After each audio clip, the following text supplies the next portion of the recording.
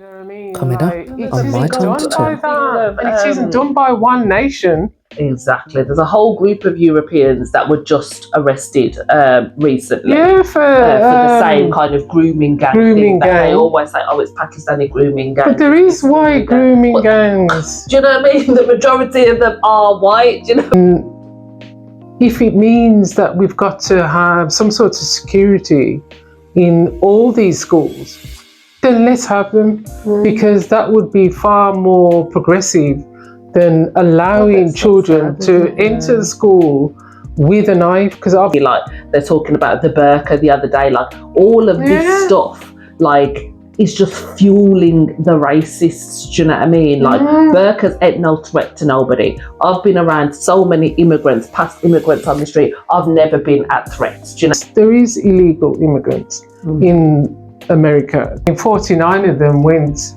over the other. From South Africa. From South Africa. No, they're legal. You know, I mean, they're legal. They're legal now. Yeah. I don't want that. Welcome to My Time to Talk. This week we are going to have a two-parter. We will be doing an expo on human trafficking, body parts. So stay with us. We're going to have a look at what's going on at home and abroad. Abroad, we'll talk about the LA protest.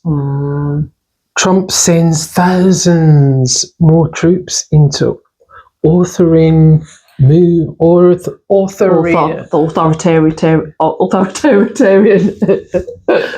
move. You know, because like I am the best president. I'm the best president. If I didn't go into LA, he said this morning, I mean, what would have happened if I didn't go into... What would have happened? We would just have had a protest. People would have marched up and down the streets. They would have said what they really want. And they wouldn't have the Marines. The Marines, what was it, 700 Marines? They had to defend themselves from guards, you know what I mean? From people that are attacking them when they're just trying to get their, what is it called? Their First Amendment, right? That freedom they can. Of speech, that's the freedom of speech. Freedom of speech for these people, but never freedom of speech for, the lay people, literally. Yeah. But I saw they started to shoot rubber bullets at the press as well. Yeah, did you see the Australian woman? And they're talking about they're firing bullets. Oh, you know what I mean? I thought there was another a man that guy, he went into hospital. He got shot in the arm. There was another US journalist that got shot at as well with rubber bullets. But that's what I said. Might this be a lesson to journalists in general and to the lay people, that when this is happening to your counterparts, do you know what I mean? When people are protesting in other countries and they're getting shot up, and not with rubber bullets but with real bullets. Do you know what I mean? That would be your turn to like talk up for them and to, you know what I mean, stand in solidarity with them, because now it's come the revival. How many months later you're in your civilized Western country and you're looking, oh my God, I had a press vest on and they still shot me. Well, that's what they're learning from the best. Do you know what I mean? That they can get away with this shit, literally. So yeah, I thought that was kind of like poetic justice. Not that you want to see anybody hurt, but clearly they're gonna survive. It was rubber bullets. But what the hell? You know, this is supposed to be a democratic. So state. Remember, he didn't send in the Marines when they stormed the Capitol. Yeah, the Capitol. He didn't send in the Marines then. Yeah. He didn't send anybody in. No, and there was people that working in the Capitol at that time. There was people working in the building that was so frightened they had to be carrying down. Frightened. That's what I'm saying. And you didn't do nothing then, you know what I mean? But suddenly, it's ICE. But that's what I'm saying. It's all of the ones that was there. Those are the same ones that he pardoned, though. So that was him telling them from the very beginning, like, I stand with you. Like, I know that you like, as far as he's concerned, they shouldn't have been in prison anyway because they were I just authorised orders. that. Yeah, exactly. I authorised that. But Exactly. suddenly, under these circumstances, the Marines had to fight against their own country, their own people. I mean, like, how mad is that? That's what I'm How saying. mad All is the that? rules have been thrown out the window with this dude. Do you know what I mean? Like, literally. And as you said, it's because of these ICE raids that people are protesting these ICE raids, because apparently even people that have been going around it the right way. So it's not, say, a war against the illegal people. There was one woman that was in court. She's at her court hearing, and they've sent the people to come and collect her at her court hearing. Her child, her husband was there. He's there in Bali. Talk about, our child's at home. She's expecting us to be home. Do you know what I mean? How is he going to now go and tell her that the mum's been arrested? And obviously they're not just being arrested; they're being detained. Do you know what I mean? So yeah, even the people that have gone about it in the right way, it's an all-out war, and I think this is why the people have finally rebelled against it, because they can see how unfair and how unjust it is. There was another man bawling on TikTok, a black guy, talking about they came into the school, like the parents was about to watch, like, say, our version of like a school assembly, and they could see the ICE people coming into the school. So parents have run out of the assembly. Do you know what I mean? And all the children are bawling because obviously they know what's happening. They're wondering, has their parents been detained and whatnot? Do you know what I mean? So it's the ripple effect now, like the everyday Americans are seeing that this is going to affect all of us. Like, if this doesn't stop here, it's, you know what I mean? It's going way too far, literally way too far. Like, it wasn't bad enough. Like, this is just absolutely terrible now, because clearly there will be people that were born here, but he said even them, they've got to go. Do you know what I mean? Same here.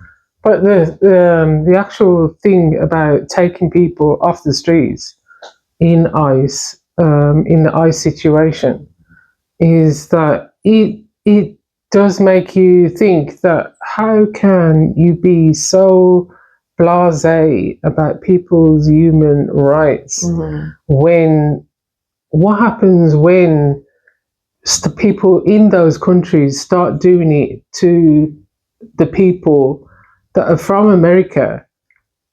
Like, they might just take them off the street, and it's only because of what you're doing as a president in America that might happen to them. I mean, like, don't forget that other people have got immoral things that they can do too. And if they're going to come against the Americans out in the other parts of the world, don't you need to actually take a stand and do this properly? You know what I mean? Yes, there is illegal immigrants in America. There's legal immigrants that are white in America. I mean, 49 of them went over the other... From South Africa. From South Africa. No, they're legal. You know, I mean, they're legal. They're legal now. Yeah. They have every right to be there. They've been genocided. Because they've been genocided. You know what I mean? Like, you cannot be, if the UN is not going to do anything about these sorts of things, let's disband the UN. Let's make sure that we are doing legal deportations. Stop letting people pay 50 years of taxes in your country, and that includes England too. And then you deport them. Like, I don't say that if somebody's done a crime, then that might mean that they should actually be deported. But when you think that the deportation of people that's on crack cocaine and they're deported back to any country, Jamaica, let's say, you are sending a crack-headed person back into, say, like a small community They don't care. that hasn't got those. They haven't got. Exactly. Do you know what I mean? They are living poor, so therefore they are bound to have to do a crime. They don't care. In those countries, they haven't got that sort of amount of money in that community to keep that person alive, because they don't have the ability to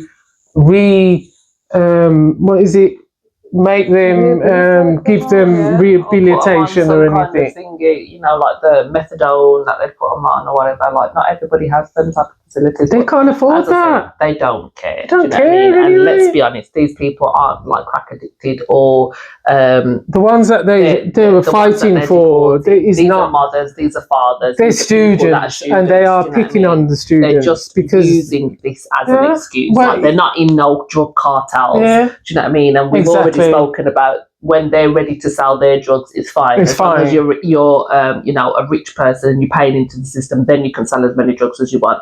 But these people aren't no drug cartel people. These are everyday families. Do you know what I mean? So it's is it because they've said the truth? Because they've given their opinion and said the truth.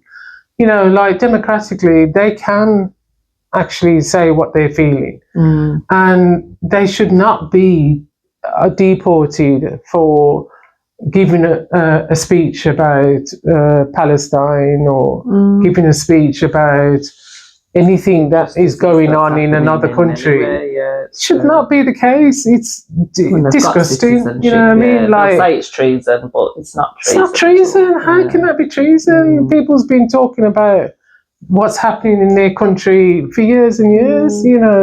Like, just because you want to turn the country into a dictatorship. And yes, Mr. Trump, you are turning the American, the USA, into a dictatorship where people are frightened to even say anything because you're going to say, oh, they got paid. I mean, these demonstrators in Los Angeles were paid so that you can say, oh, it's fake news. We didn't do anything. It's fake news. I mean, look how much money I'm putting into the country because of my tariffs and all that. They're not interested. When people are starving on the streets, your tariffs are not going to stop them from being uprising and being proactive in getting the country back into a state that they recognise. And I think a lot of it is distractions. We've got the Elon Musk apology now, less than a week later. All the foray about, oh, he said this to me and I said that to him, like a couple that's fallen out. Now we have to go through the makeup. We have to go through the breakup, and now we've got to go through the makeup. Like, let's get some policies that is political and let's get it sorted. Not stop with the he said, she said, and distractions, because that's all I think it is distractions. I don't think that Elon cares whether Trump wants to do anything because he's not in a financial strait. You know what I mean? He's never going to be in a financial problem. So it doesn't matter to him. Like, if you lot want to have a breakup and a makeup, keep it to yourselves. Keep it to yourselves. I don't want to see it on the news anymore. Yeah, I think that's a good place to end that. Literally. But yeah, going home, talking of racists and riots, Northern Ireland, so for 3 days running, they've been in riots because of some alleged sexual assault on a young girl by a teenage boy. I saw on the news they're holding up a placard. One of the women in the crowd is holding up a placard saying, Roma, get these Roma rapists out. And they've actually allowed that to be broadcast on the news. No, remember. So yeah, that's what I'm saying. Like, so I think they said 17 police have been hurt, have been injured. They're firebombing up cars. They've attacked houses. Now people have even had to put "We're locals" on their houses just to stop them from smashing up their houses. Like, it's always these underprivileged people, shall we say, that want to turn to race whenever these kind of things happen, and then they mash up their own city, do you know what I mean, in the process. Like, it's not like, okay, so we don't even know whether this is true, first of all, and if it is true, you're just hindering the investigation, second of all. And third of all, it's what has his race got to do with anything? Do you know what I mean? What has his immigration status got to do with anything? A rapist. Do you know what I mean? If it's a rapist, then it's a rapist, whether he's white, black, Romani, gypsy, like whatever the hell he is. It's just a rapist then, isn't it? Like, I'm tired of this rhetoric of immigration is the reason for like sexual assaults or for anything, whether it's a murder, whether it's thingy, like they're talking about the burqa the other day, like all of this stuff, like, is just fueling the racists, do you know what I mean? Like, burqas ain't no threat to nobody. I've been around so many immigrants, past immigrants on the street. I've never been at threat, do you know what I mean? Like, I feel more at threat by a white man than I do by anybody in a burqa. Let me just put that out there. Do you know what I mean? So I don't go out there and say every white person is a white supremacist because people are, voting for reform. Do you understand? Like, so it's the same rules should apply for other people. Like, let's use our critical analysis here and say, yeah, rapists out. Let's get protection for children, for women and girls in general. Not, it's immigrants and it's this and it's that. And then our children are not watching the European that is in the park lurking because, like, they're going to be thinking, it's going to be a Romanian or it's going to be or whatever, a brown person. It's never going to be a white person. So I won't watch out for them. Well, you're putting your child at risk because, like, I would tell you that the figures show that it isn't, rape isn't just done by black and brown people, as they say, which I hate to use that phrase, but there we go. You know what I mean? Like, it isn't done by that, and it isn't done by one nation. Exactly. There's a whole group of Europeans that were just arrested recently. Yeah, for the same kind of grooming gang thing that they always say, it's Pakistani grooming gang. But there is white grooming gangs. Do you know what I mean? The majority of them are white. Do you know what I mean? It's just the ones we hear about on the news, and again, it is media-filled racism. Do you know what I mean? That they will push out the narrative of it's, as you said, the black and brown people, and they won't talk about it so much when it's white people, so then you won't hear about it. But let's be honest, most attacks on people are done by people that they know. Do you know what I mean? Most sexual assaults are done by people that they know. Do you know what I mean? So clearly it's not just, it's an immigrant that's doing it. So yeah, as I said, hopefully they can get the thing in. They've had to call in police brigades or whatever the hell they call them, police units from the UK to go and back up the units in Northern Ireland because things have got so bad. I think last night they said was a little bit quieter, but yet they were still all out in force, just not so violent. I think it was last night. But yeah, terrible. And it's, again, stems from the same type of thing with the Trump situation. They'll criminalize a certain group of people and they'll expect the working class to then kind of you sort that out for us. With that, what I mean? You sort that out. You get upset. You get your children hurt.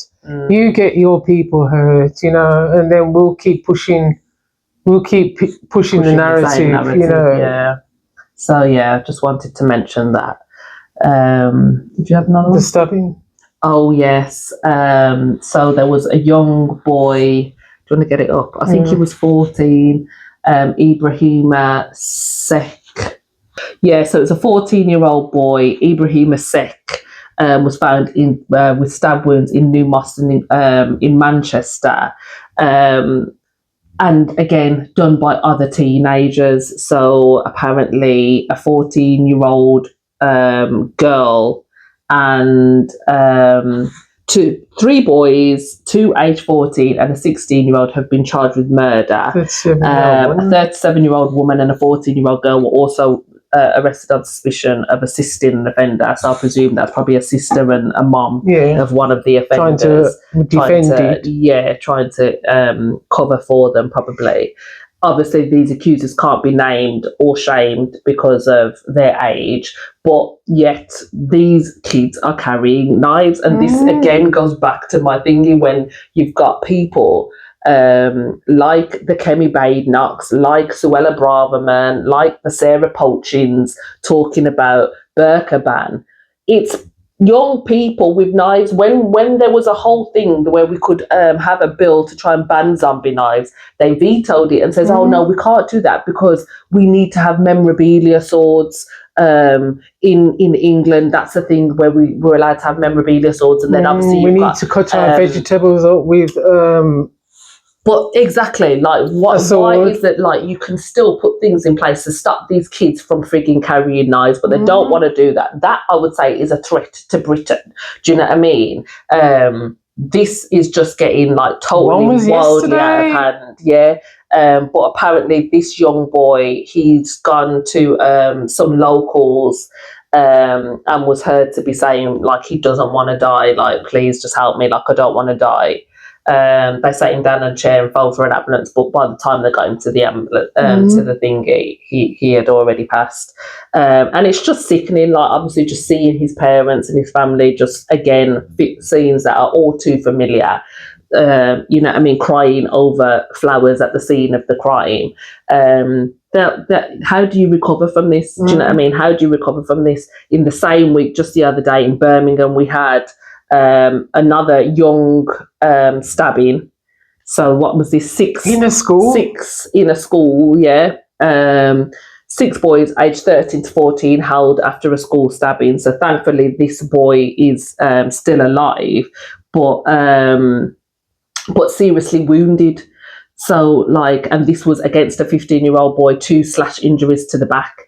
Like, where does this end? Do you know what I mean? We've literally just had that trial start for thingy. I know he was a grown man, but again, he's been allowed to roam the streets with a samurai sword. The Daniel Angerin case.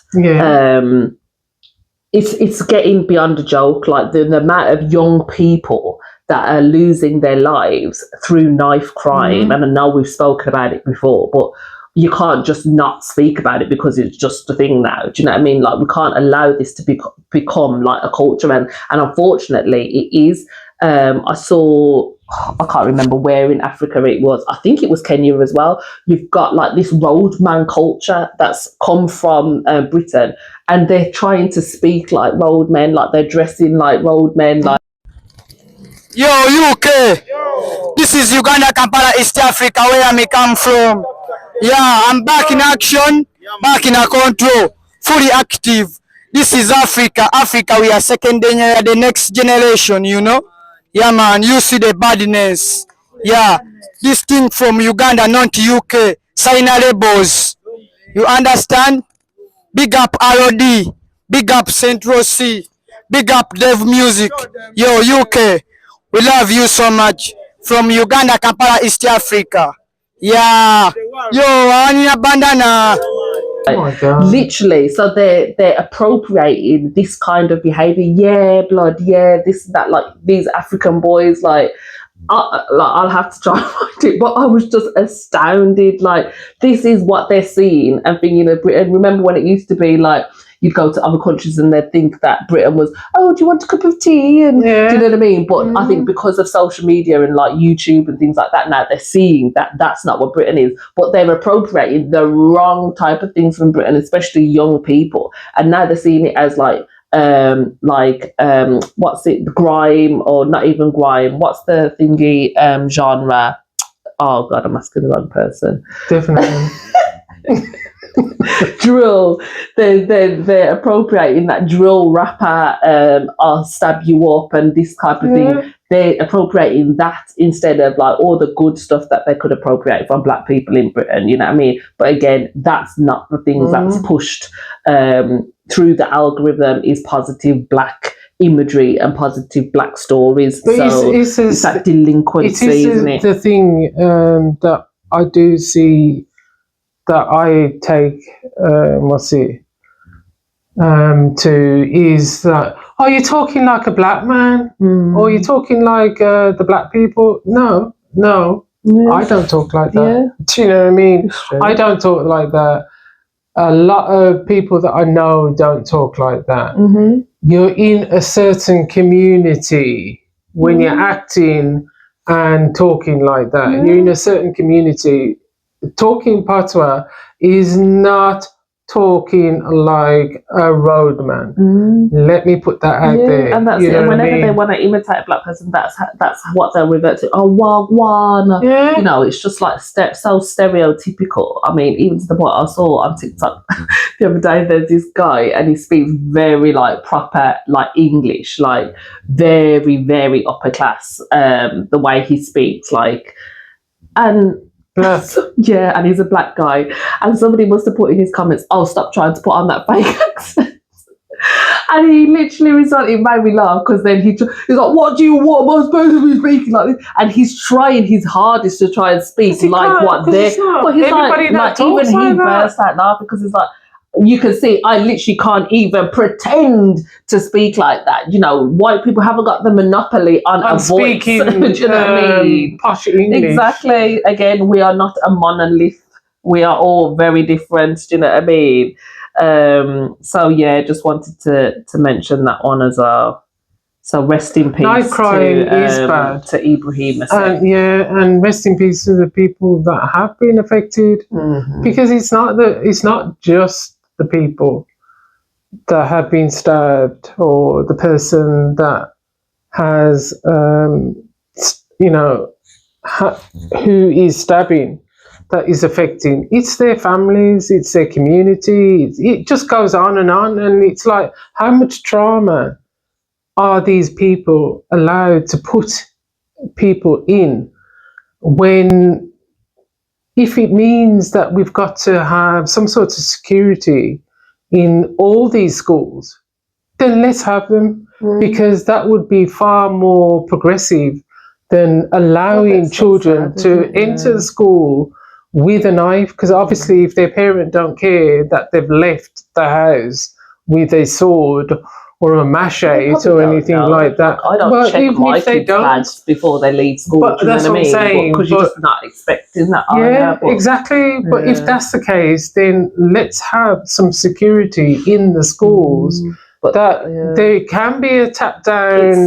It's sad that we have to be thinking like that. But again, it kind of goes to this school to prison pipeline, because it's like, when you've got things like that in place, then it's just preparing them to be in prison, isn't it? Like, you have to have like the fucking the metal detectors, and you have to have a pat down before you go into school and stuff. Like, it's preparing them then for a life you know what I mean? No, I just mean in all schools. No, I know what you're saying, and if that's the case, a valid point, but I'm just saying how sad that it would have to come to that. Because we are trying to say, I mean, when we see that it's a black boy, it's like, it's a black boy again. Do you know what I mean? But there is white boys that are being stabbed. It's just not reported. You know what I mean? Once again, we're into the racist media situation, but stabbings are done by white people to another white person,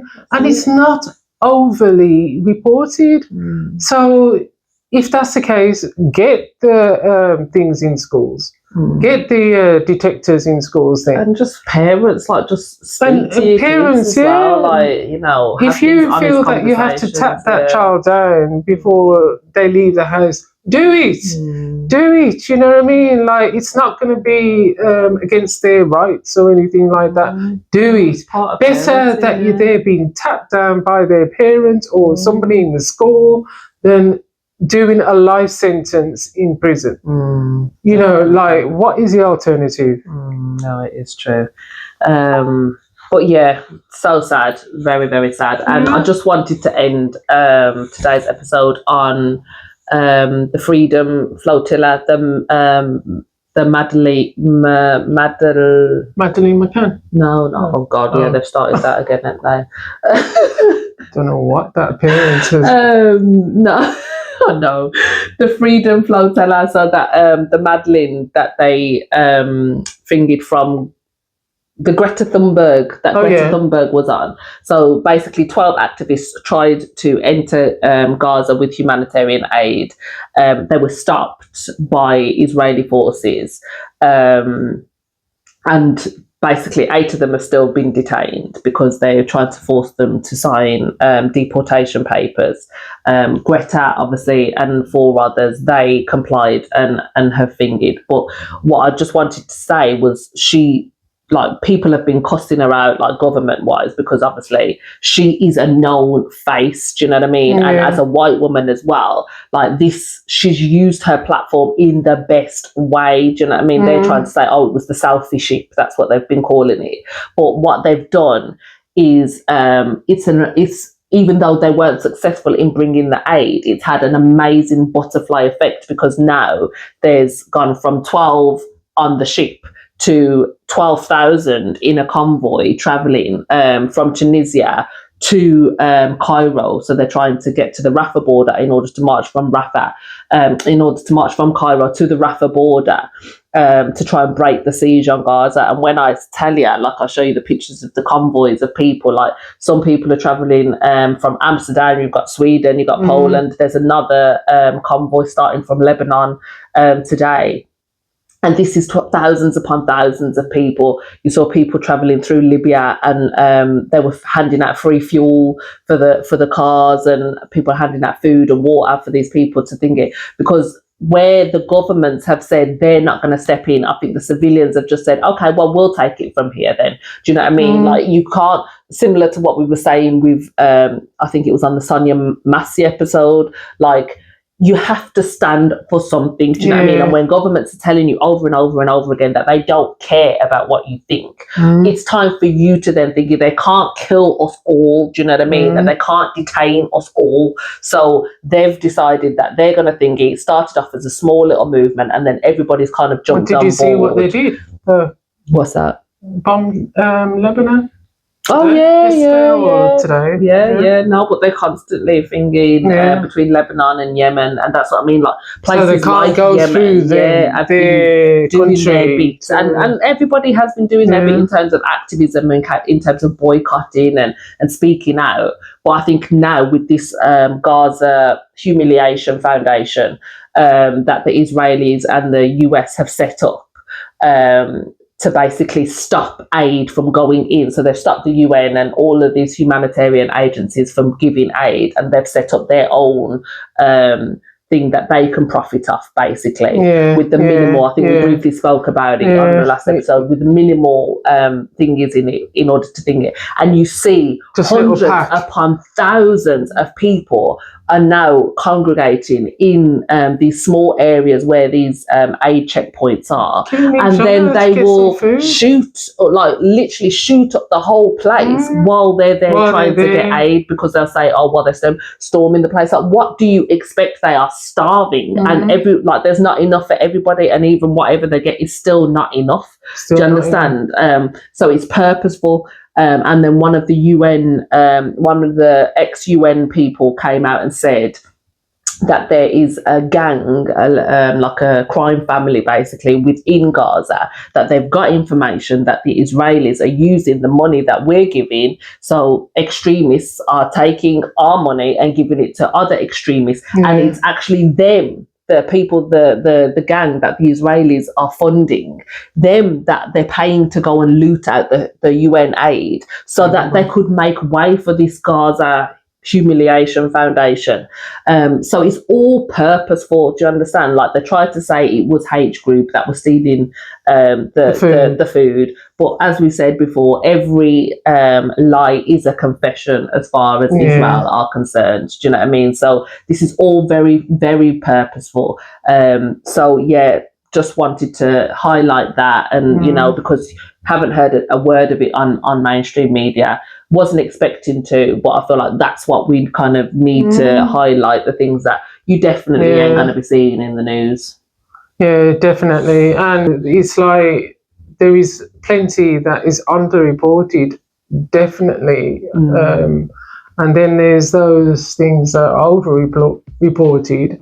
You know, the Trump and the Elon fallout. That's to keep us all distracted. Because that's it, and that is it's all a ha-ha and a funny and a kiki, do you know what I mean? Yeah, look how they're arguing now. No, they're distracting you. Yeah. They're distracting you from the fact that people are dying. You know what I mean? People are dying, and it's not to say that, you know, there isn't inter-country fights or wars. But, you know, like, isn't that why we've got the UN? Isn't that why we have people to look over these sorts of situations and make sure that they're not just dying, they're starving as well? Like, UN, buck up. You know what I mean? Buck up. You need to readjust all these situations. So we are going to end now. But join us for part 2. We are going to do a piece on organ donation, or more like trafficking, but we are going to do a piece on that in part 2. So like and subscribe, and comment. Make it make sense. Please. We are looking to get further up the scale with subscribers. Yeah, we think we deserve it. So yes, thank you. Thanks for watching. Like and subscribe.